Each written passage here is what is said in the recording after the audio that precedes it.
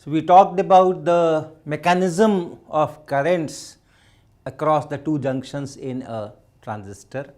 Let me recapitulate. We had this transistor in common emitter mode, NPN transistor. I am talking in terms of NPN transistor, but I have repeatedly told that you can use the same language, the same story with PNP transistor. All the arrows are to be inverted and the battery terminals are to be inverted, and electron becomes hole, hole becomes electron in that description.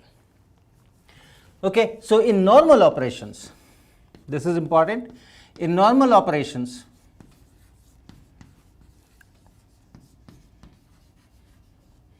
this base emitter junction, this is forward biased,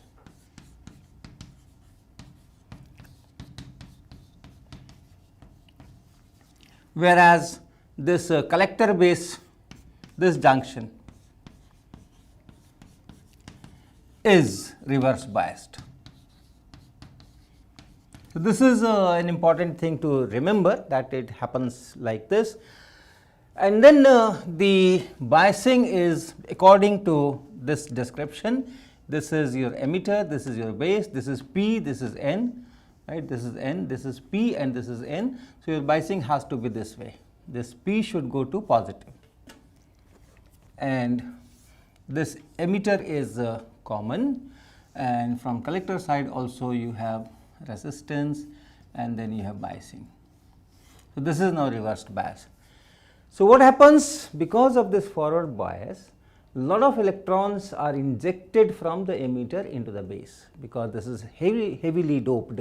So, because of that large concentration, you have this carrier injection is also large, and those things go here. And this reverse bias junction that draws those electrons, because that is a minority carrier here, and reverse bias attracts minority carriers, and so a lot of electrons from this go through this collector circuit, and some small fraction goes through this, and that corresponds to the recombination of holes electrons once these electrons find themselves in this P region. So, this was the mechanism, and under that you understand that IC is less than but close to this IE. The currents are, this is IE, that corresponds to the number of electrons which are being injected from this N side to this P side. So, electrons are going this way, and therefore, the current is this way. Then IC is this is IC, because the electrons are being attracted by this reverse bias, and so electrons are going this way, and so the current is this way, and the electrons which are going in this direction, that constitute this current IB. So, this IC is slightly smaller than IE, and if you compare this IC with this IB, this IC is much larger than IB.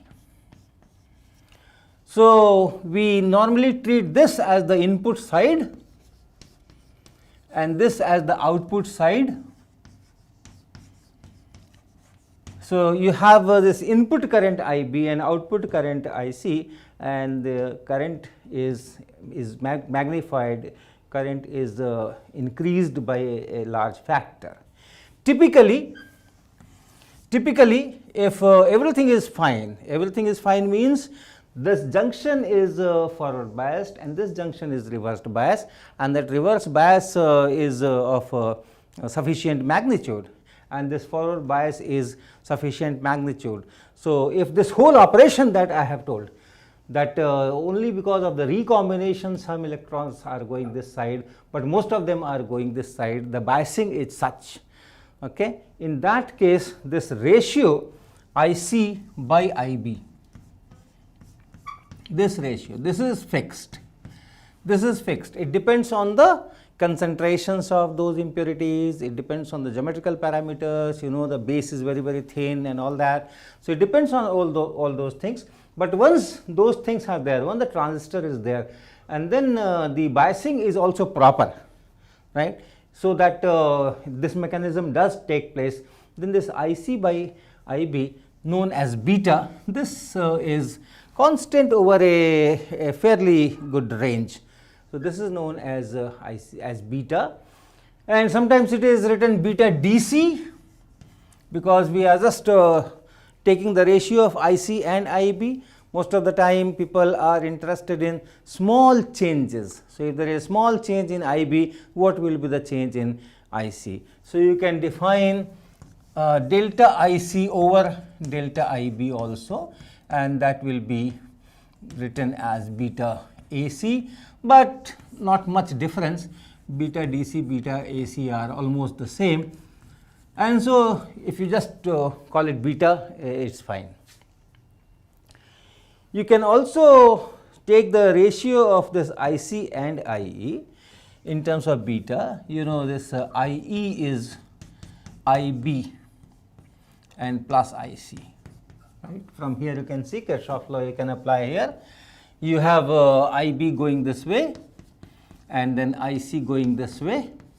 All this current that IB is here, it has to come from this wire only, and all the current that IC is here must come from this wire only, and so you have this relation. And then if you write this IE is from here if you take this IB as IC divided by beta, so this will be IC divided by beta and plus IC. So, it is IC common 1 plus beta over beta, and hence you have IC over IE. Another useful parameter, what fraction of a emitter current is going through the collector part. So, that is this fraction. So, this fraction is beta over 1 by 1 plus beta, and this is known as alpha. This is written as alpha. So, alpha tells you what fraction of emitter current goes through the collector, whereas beta tells you what is the current ratio between this output collector current and this input base current. Okay.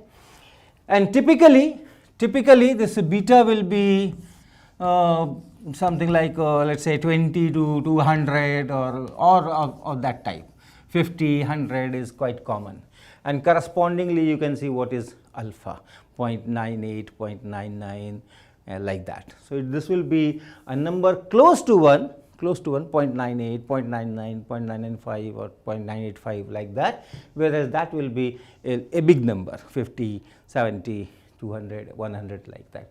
So, that is alpha and beta. Now, this zone, this normal operation or the whole this mechanism, when these conditions are met, we say that the transistor is in active region. Okay, we say that transistor is in active region. So, this is the name given, active region. So, in active region your this base emitter junction is properly forward biased, and this collector base junction is properly reversed biased, so that it's ready to receive all those electrons which are coming from the emitter to the base with this fraction, of course this fraction. So, with that it is ready. If the forward biasing of base emitter junction is not proper, very small biasing or no biasing, zero potential difference, then what happens? If you do not bias, for example, do not bias this PN junction, just leave it open or give it a very small voltage. So, then what will happen? So, you know this PN junction will not be operating this VI characteristics, you know, VI characteristics. So, you need a small voltage, after that the current starts. So, if this is not sufficiently forward biased, then nothing will operate, no electrons will be injected here, and if no electrons are injected here, no question of any collector current. So, this is also, it is called and it is used. In fact, it looks very trivial to talk, but this is used in certain applications. This is known as cutoff region.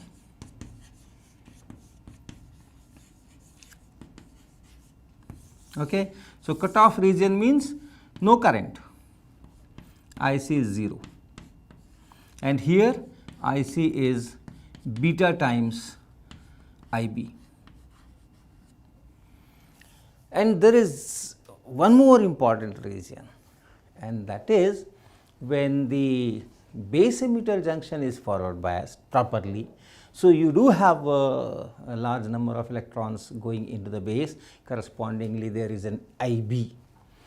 But the collector base junction is not sufficiently reversed bias. Okay. If you apply some, say, 5 volts, 10 volts, 8 volts at this collector base junction, good. So, whatever electrons are coming, correspondingly that alpha factor is there.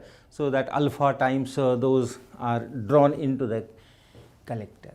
But what if the biasing of this collector base junction is very small, is weakened? We apply a small VCC here. This is VCC, remember, this is VCC. So, if there is a current here, you have VCC, there is a drop, voltage drop here. So, finally, the voltage from here to here may be, this voltage may be small, right.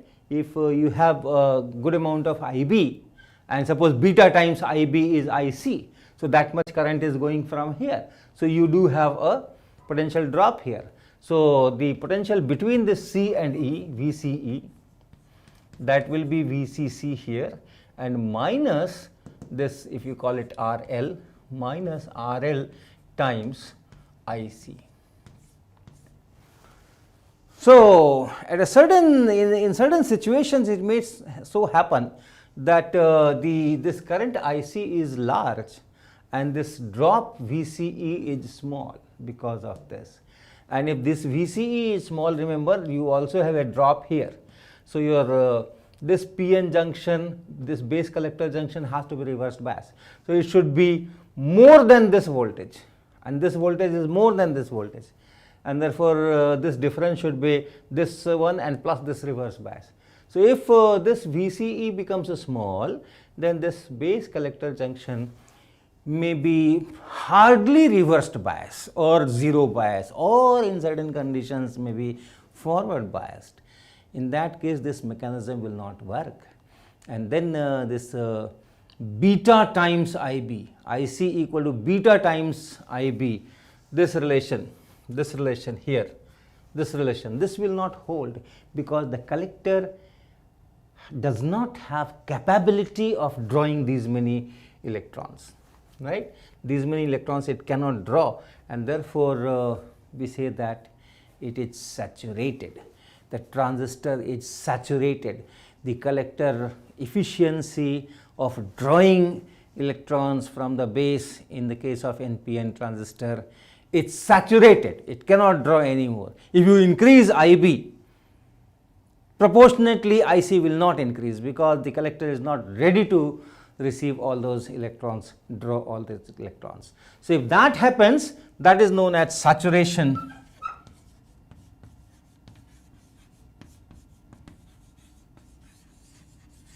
region. So, there are three important regions in the sense what kind of currents are here, what kind of voltages are here, what is VCC, what is V, this is VBB. So, what is VBB, what resistance is here, what resistance here. So, these things will decide whether we are in active zone, where both the junctions are okay, and then our relation, this relation takes place. And then we have this cutoff region, where the forward biasing of base emitter itself is weak, and therefore, nothing is happening, that is cut off.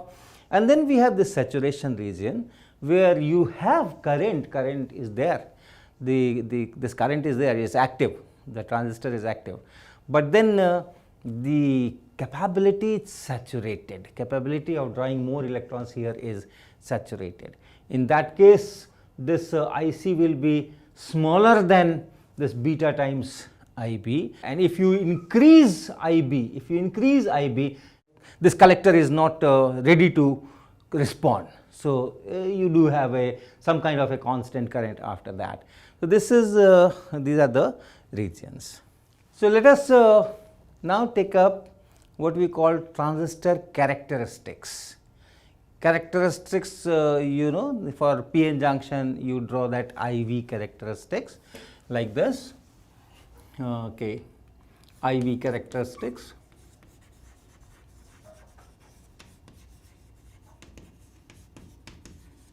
For p-n junction, just one single p-n junction, if this is I and this is V. What V?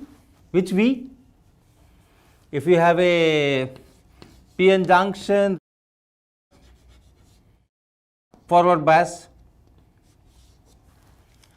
and we apply a V here. So which V I am plotting here? It is the potential difference across the p-n junction, not this V, right? Not the battery voltage that we are applying, not that VCC, VBB, not that, across the junction. So if this is V and this is I in forward bias, this kind of characteristic is shown in the case of p-n junction. For transistor circuit also, here I have two p-n junctions and therefore two junction voltages and two currents. So there are various combinations possible. In p-n junction there was only just one combination, V and I. So if I have this transistor,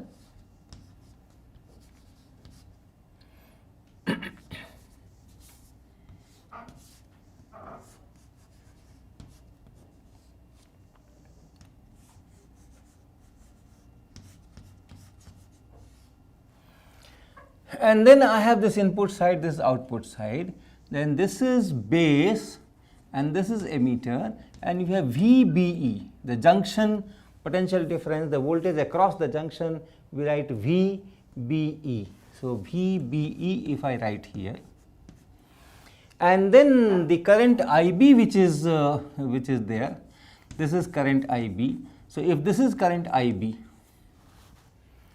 it will look like this. It will almost look like this. If this junction was not there, of course this is a p-n junction and it should be this characteristic. What is the effect of this collector here? The electrons which are coming, only a small fraction is going. Okay, a small fraction is going. So if this collector was not there, perhaps this would have been in milliamperes.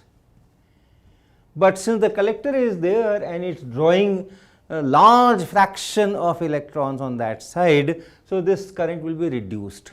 So the difference will be that the scale here still can be in microamperes.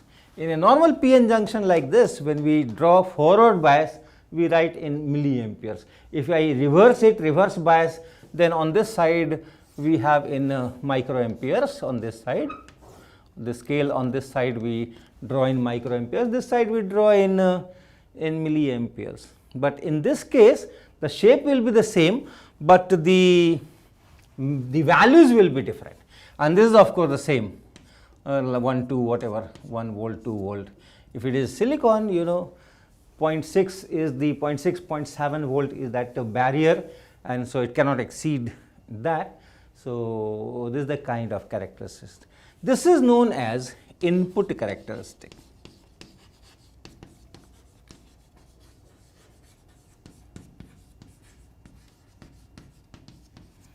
This is known as input characteristics because this whole side is called input side, and IB is the current on the input side, VB is the potential difference on this input side. So this characteristic is known as the input characteristic. You also have output characteristics, and what will be that? Current is IC, and then this VCE, this V and this E. Since we are controlling this potential difference, we are not writing VCB, we are writing VCE. So, if you draw curves of this IC collector current, and here you have VCE. By the way, in this particular case, VCE constant. So, this is constant, and for that you may have to adjust this VCE, because if current is changing, then this drop is changing, and if you want to keep this VCE constant, you have to adjust this VCC here. If the output characteristic IB is kept constant for one particular curve, there will be one IB, and to keep this IB same, we are now changing this VCE. So, maybe we will have to readjust this VBB, but not really much. Okay, so let me start with a good amount of this VCE here, and let us say something around 5 volts or 6 volts or like that. So, if this is, let us say 5 volts. So, I am in the active region, I want to be in the active region, right. Cutoff region, there is no characteristics. So, active region. In active region, what will happen? The collector base junction is sufficiently reversed bias, so that it draws that beta times that current IB. So, it is drawing this much of current, let us say, or I have to draw more characteristics. So, let us say this one here, this much, this is the IC, this is the value of IC. What if I make this 5 volt 6 volts? If I increase this biasing here, so that this VCE increases, so it is more reversed bias, what will happen to the current? Since I said that is already in the right region, is not in saturation or like that, so it is drawing maximum number of electrons that it is supposed to do for a given IB.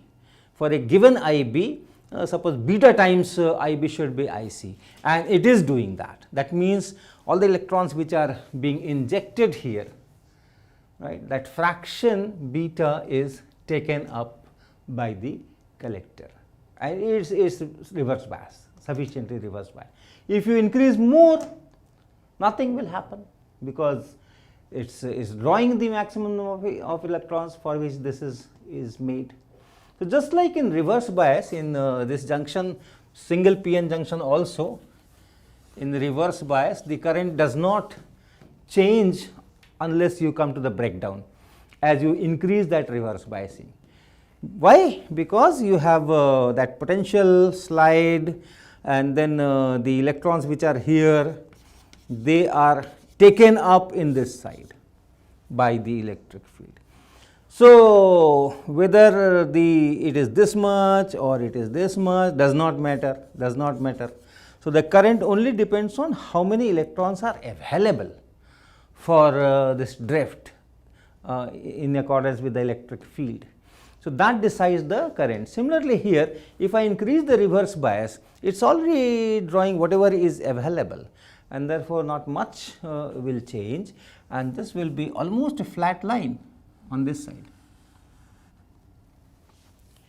And if you reduce this reverse bias, if reduce this VCC, if you reduce this VCE and you reduce this VCB, see, if this is reduced, then at a certain stage it may not be able to draw beta times IB current, because it may not be able to draw that fraction of electrons into it. The reverse biasing is not strong enough. There are too many electrons, and this small electric field which is there is not able to draw it properly, and that is the saturation region, and in that case the current will drop. So, in that case the current will drop. If VCE is 0, suppose VCE is 0, suppose this is forward bias, fine, it is going here, electrons are being injected here, but suppose this is 0, what will happen? If this is 0, VCE is 0, then VCB will be positive forward biased, because remember this P, this is N and this is P and this is N, and this junction is forward biased. So with respect to this, it is at a positive voltage. So with respect to this, if this is 0, then with respect to base, this is also positive. And so you don't have reverse bias, you have in fact forward bias, and it will not draw electrons from there, and these are lightly doped, they themselves are not going to give sufficient significant current. So this will be almost 0 here. And if this is not 0 but small, if this is not 0 but small, then you will have a very small forward bias to start with. This forward biasing will be decreased. If this potential is same as this potential, VCE is 0, then I said that this is forward biased, because this is forward bias. So from here, these two are at the same potential, so it is more potential than this and also more potential than this. So P in this junction is forward biased. If you slightly increase this VCE, then the forward biasing will be reduced, and at some point 1 volt, 0.2 volt, this will become 0, and after that it will become reverse bias, slightly reverse bias, and then the reverse bias will increase. So what do you expect? The current will be 0 here, and then it will slowly increase, and then when this potential reverse biasing is sufficient, then it will join here. So this will be the kind of characteristic. And what if I increase IB? If I increase IB, if you are in this region, this is the active region where it is flat, this is active region, you have sufficient reverse biasing here, and of course sufficient forward biasing is there. That is why you have this. So if you go for a higher IB, then this side will be all right, since it is at 5 volt, it is ready to accept even more electrons. So that same fraction beta will be maintained, and you will have a current like this. And once again, now you have a larger current. So if it's saturated here, it will saturate slightly shifted here.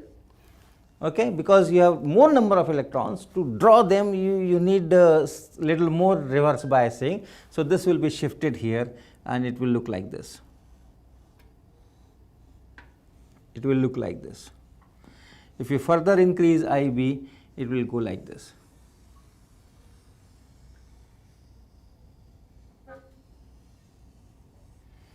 Okay, so this is the saturation region.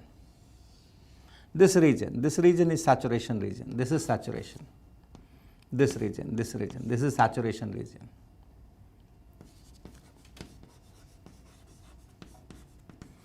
This region is saturation region, and this is active region, this is active region, no problem.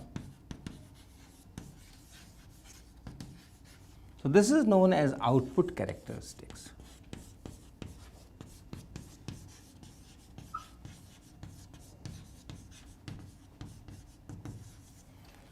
VCE output side, voltage on output side, and IC current on output side. So this is known as output characteristics. You can have more characteristics. You can take one parameter from input side, another parameter from output side, and then draw the curve. So if you do that kind of things, you get more characteristics, and collectively we call them transfer characteristics.